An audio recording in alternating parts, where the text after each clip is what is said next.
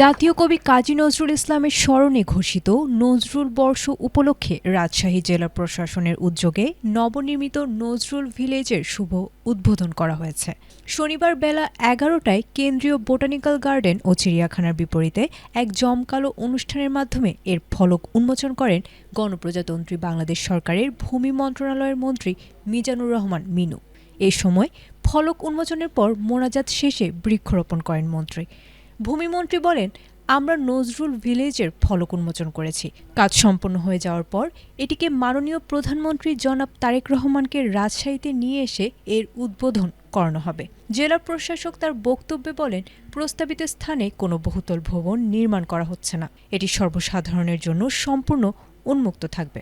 জেলা প্রশাসক কাজী শহীদুল ইসলামের সভাপতিত্বে উদ্বোধনী অনুষ্ঠানে ঊর্ধ্বতন কর্মকর্তাবৃন্দ, স্থানীয় রাজনৈতিক ব্যক্তিবর্গ, সুধী সমাজ এবং সাংস্কৃতিক অঙ্গনের বিশিষ্ট ব্যক্তিবর্গ উপস্থিত ছিলেন। এখানে আমাদের মূলত এই জায়গাটি নজরুলকে কেন্দ্র করে তার সাহিত্য চর্চা, তার কবিতা, গান, বিভিন্ন তার সাহিত্যকে নতুন প্রজন্মকে ছড়িয়ে দেওয়ার জন্য এখানে একটি মঞ্চ থাকবে, সেটার নাম হবে নজরুল মঞ্চ।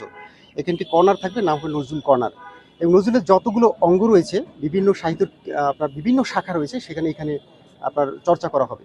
আমরা এখানে পরবর্তীতে নজরুল ক্যালেন্ডার ঘোষণা করেছি, সারা বছরের বিভিন্ন অনুষ্ঠান হবে, সেই অনুষ্ঠানগুলো আমরা এখানে করবো, এই উদ্যোগ গ্রহণ করেছি। এখানে কোনো বহুতল ভবন না, আমাদের হচ্ছে এটা খোলা থাকবে জনসাধারণের জন্য, এবং তারা যে কোনো সময় যে কোনো দল নজরুলকে নিয়ে বা যে কোনো সাহিত্য চর্চা এখানে করতে পারবে।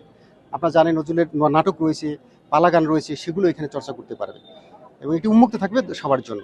আমরা নজরুল মঞ্চটার জন্য ১০-১২ লাখ টাকা খরচ হবে এবং আমরা প্রাথমিকভাবে ২৫ লক্ষ টাকার একটি বাজেট বিভিন্ন থেকে কালেক্ট করে এটা আমরা করছি নজরুল মঞ্চ এবং নজরুল কর্নার। এবং এখানে চারদিকে আপনার গাছ লাগানো হবে। আমরা ইতিমধ্যে আপনারা দেখেছেন যে মাননীয় মন্ত্রী একটি গাছ রোপণ করেছেন, আমরা করেছি, এবং এখানে সুন্দর গাছ বৃক্ষরোপণের ছায়ায় এটি থাকবে। এখানে নজরুল মঞ্চ থেকে শুরু করে নজরুলের প্রত্যেকটি সাহিত্যের প্রত্যেক অঙ্গই এখানে আপনার পরিচর্যা করা যাবে। এটি ধীরে ধীরে বাস্তবায়িত হবে। আপাতত আমরা মঞ্চটি সম্পূর্ণ করে এখানে আপনার সাহিত্য চর্চার জন্য বিভিন্ন প্রোগ্রাম, যে আগামী মাসে যে প্রোগ্রামটা, এটা আমরা এখানে শুরু করব।